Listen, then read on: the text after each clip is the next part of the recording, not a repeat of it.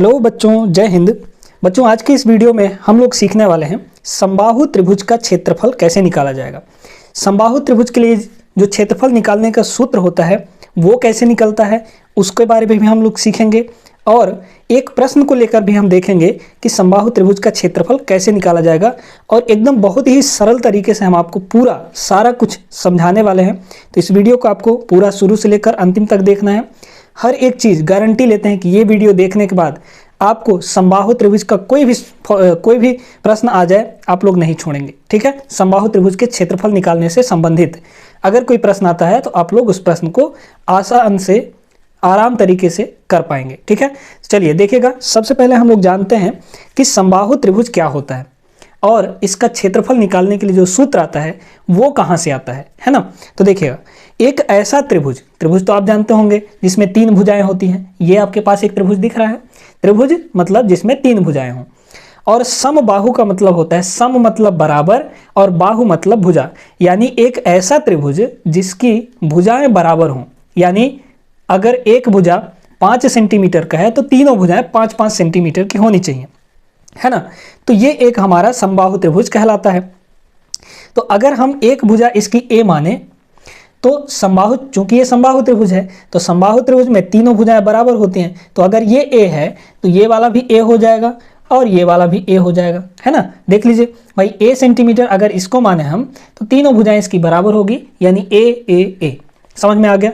अब देखिए, अब समबाहु त्रिभुज का जो क्षेत्रफल है उसका निकालने का जो सूत्र होता है ना, क्षेत्रफल निकालने का जो सूत्र है, ये क्षेत्रफल का साइन है, समझ लीजिएगा। देखिए ये होता है √3/4 और इसकी कौन सी भुजा है भाई, तीनों भुजाएं तो बराबर हैं तो इसकी एक भुजा ले लीजिए, यानी ए ले लीजिए। ये हो जाएगा ए का स्क्वायर। ये होता है हमारा समबाहु त्रिभुज का क्षेत्रफल निकालने का फॉर्मूला, सूत्र होता है। इसी फॉर्मूले से हम लोग सवाल करते हैं।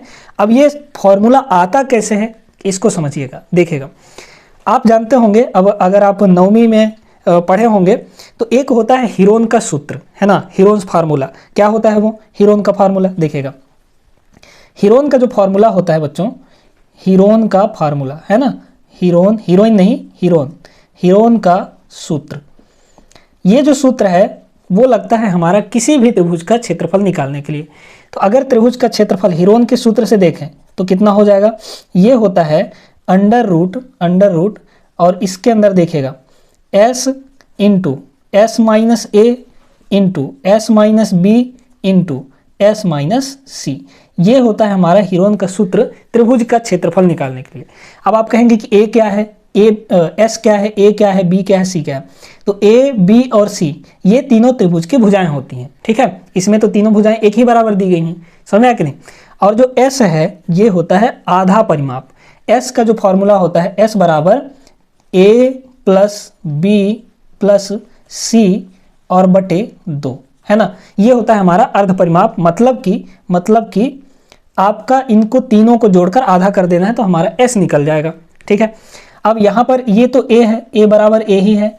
ये है जो ये क्या है b है हमारा, यहाँ पर b बराबर भी a ही है। और ये क्या है हमारा c है, ये भी c बराबर भी a ही है, क्योंकि तीनों भुजाएं बराबर हैं तो तीनों को हमने a मान लिया, ठीक है। अब इसी सूत्र में रख दीजिए। पहले तो आप s निकाल लीजिए, s कितना हो जाएगा देख लीजिए, a मतलब तीनों भुजाएं के जोड़ेंगे ना तो a तीनों भुजाएं बराबर है तो कितना हो जाएगा 3a हो जाएगा, और बटे में हमारा क्या है 2 है, ठीक है। ये आ गया हमारा s। हम अभी यहाँ पर ये सीख रहे हैं कि ये वाला जो फॉर्मूला है वो कैसे आया, है ना, कैसे आया, तब तो हम आगे फॉर्मूला समझ पाएंगे, है ना। देखिएगा, अब यहाँ पर s का भी मान रखिए, a b c का भी मान रखिए, क्योंकि a b c तो सब एक ही है। देख लीजिए यहाँ पर कितना हो जाएगा बच्चों, ये हो जाएगा अंडर रूट, इसको ऐसे लिख दीजिए। s का मान कितना है 3a/2, ये 30 नहीं है, a है, ठीक है, 3a/2। फिर s माइनस a 3a/2 और इसमें से माइनस a करेंगे। फिर ये वाला भी, अच्छा एक काम करिए, इसको देखिए ना, ऐसे कर दीजिए, इसको हम ऐसे कर देते हैं पावर 3। क्यों किए हैं? क्योंकि देखिए s माइनस a हो जाएगा कि नहीं? बिल्कुल हो जाएगा। क्यों? क्योंकि b और c का मान भी a ही है ना। तो s माइनस a 3 बार गुणा हुआ है, यानी s माइनस a का क्यूब हो जाएगा और s का मान हमने रख दिया 3a/2। अब आगे सुनिए, अब आगे यहाँ पर क्या हो जाएगा, ये हो जाएगा देखिए 3a/2 और ये कितना होगा भाई 3a, 2 का गुणा इधर करिए, जैसे आप भिन्न हल करते हैं तो 2a इधर गुणा हो जाएगा, यानी 3a में से 2a घटाएंगे तो कितना आ जाएगा a और बटे में कितना हो जाएगा 2, इसका पावर कितना होगा 3 हो जाएगा।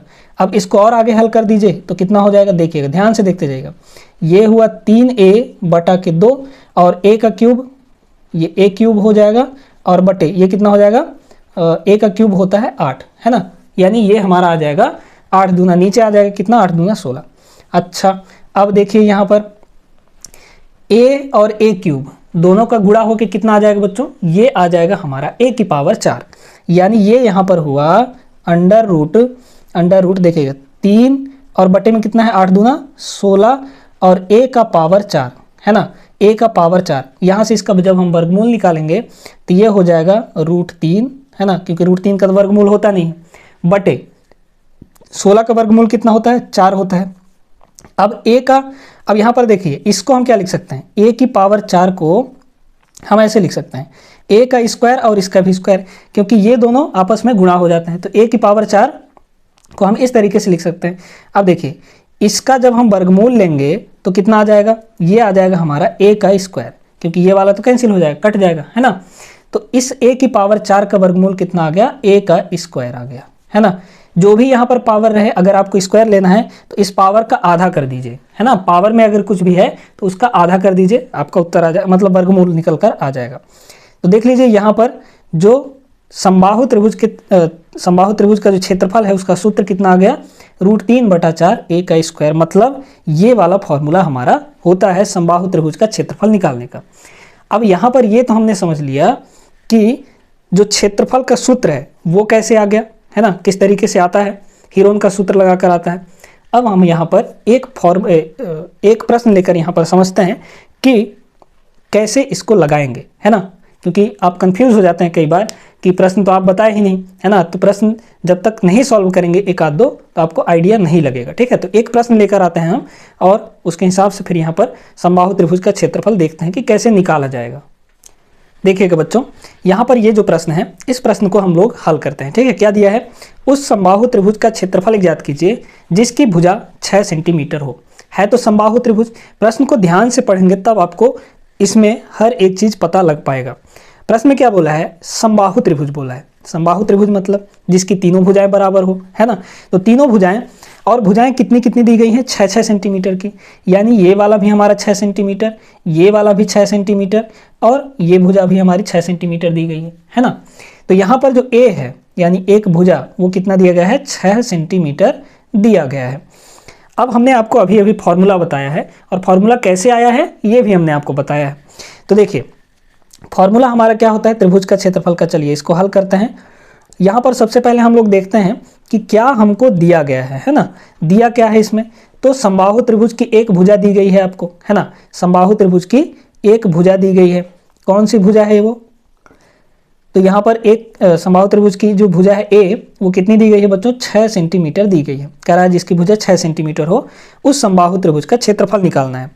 अब ए तो हमको 6 सेंटीमीटर दे दिया गया। अब यहाँ पर क्षेत्रफल का सूत्र लगाइए, है ना, तो क्षेत्रफल का सूत्र, क्षेत्रफल यानी डेल्टा, या इसको ऐसे कह सकते हैं, और ये कितना होता है √3/4 a का स्क्वायर। यही तो हमने पढ़ा था फॉर्मूला अभी अभी, है ना। देखिए ये हो गया हमारा √3 ये कितना 4। अब a का मान कितना है 6 है, तो आप कर दीजिए यहाँ पर 6 का स्क्वायर। देख लीजिए कितना आ जाएगा, ये आ जाएगा आपका 3 ये कितना हो गया 4, और 6 का स्क्वायर कितना होता है बच्चों, 6 का स्क्वायर 36 हो जाता है। 6 का स्क्वायर का मतलब 6 का 2 बार गुणा, है ना। 6 का स्क्वायर का मतलब क्या होता है, 6 का 2 बार गुणा, 2 बार गुणा, तो 6 गुणे 6 करेंगे तो 6 छक्के 36 आ जाएगा, है ना।